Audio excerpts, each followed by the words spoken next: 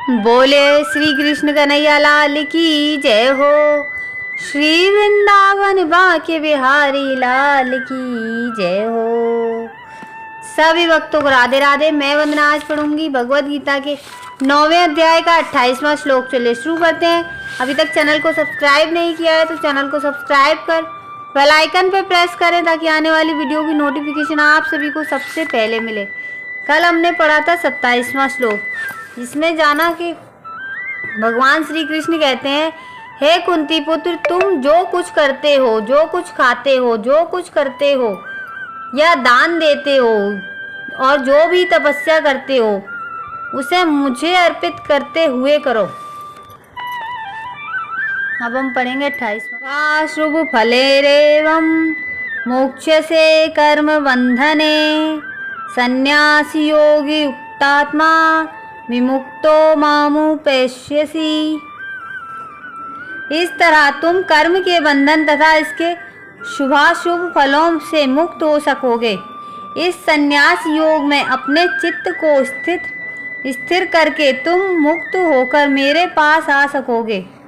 तात्पर्य, गुरु के निर्देशन में कृष्ण भावनामृत में रहकर कर्म करने को युक्त कहते हैं। परिभाषिक शब्द युक्त वैराग्य है। श्री रूप गोस्वामी ने इसकी व्याख्या इस प्रकार की है।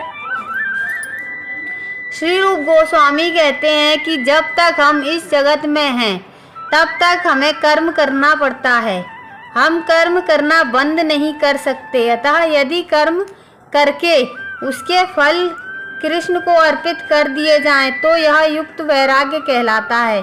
वस्तुतः संन्यास में स्थित होने पर ऐसे कर्मों से चित्त रूपी दर्पण स्वच्छ हो जाता है और कर्ता ज्यों ज्यों क्रमशः आत्म साक्षात्कार की ओर प्रगति करता जाता है, त्यों त्यों वह परमेश्वर के प्रति पूर्णतः समर्पित होता रहता है।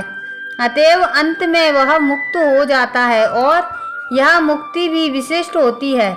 इस मुक्ति से वह ब्रह्म ज्योति में तदाकार नहीं होता, अपितु भगवत धाम में प्रवेश करता है। यहाँ स्पष्ट उल्लेख है, माम उपैष्यसि, वह मेरे पास आता है, अर्थात मेरे धाम वापस आता है। मुक्ति की 5 विभिन्न अवस्थाएं हैं और यहाँ यह स्पष्ट किया गया है कि जो भक्त जीवन भर परमेश्वर के निर्देशन में रहता है वह ऐसी अवस्था को प्राप्त हुआ रहता है जहाँ से वह शरीर त्यागने के बाद भगवत धाम जा सकता है और भगवान की प्रत्यक्ष संगति में रह सकता है।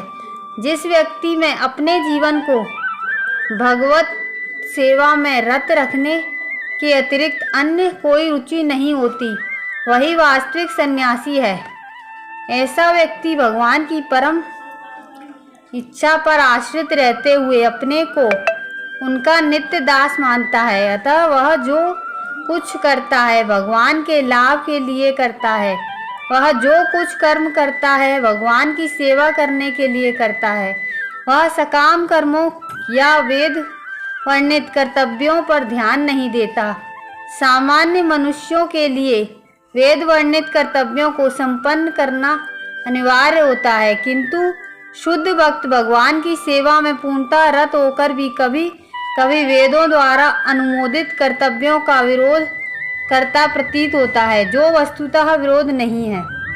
अतः वैष्णव आचार्यों का कथन है कि बुद्धिमान से बुद्धिमान व्यक्ति भी शुद्ध भक्त की योजनाओं तथा कार्यों को नहीं समझ सकता।